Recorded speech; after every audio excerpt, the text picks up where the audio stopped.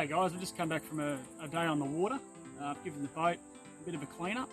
Just wanted to give you a little tip on something that I do. Rightio, to put a bit of a film and a coating over the top of the outboard to prevent any electrolysis and corrosion. MAKO, not sponsored by it, absolutely fantastic stuff, so I'm getting no kickbacks.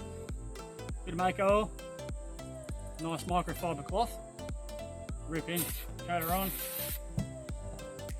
just give her a good once over.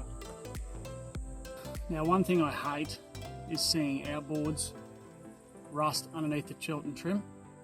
So this MAKO stuff is fantastic stuff if you want to give underneath there a good hit as well. It's got a nice hard spray, so just a nice even coating up underneath the tilt and trim mechanism. You can see there, leaves a nice oily coating. Now it's not sticky and it doesn't go hard, which is great. See there guys, leaves a nice even coating. So what will happen is this salt water will bead off. Rightio, prevents any corrosion around your outboard, keeps it in tip-top condition, and it leaves it looking nice and shiny. There you have it guys, nice little easy tip to get some longevity out of your motor. Look after this thing, it'll look after you.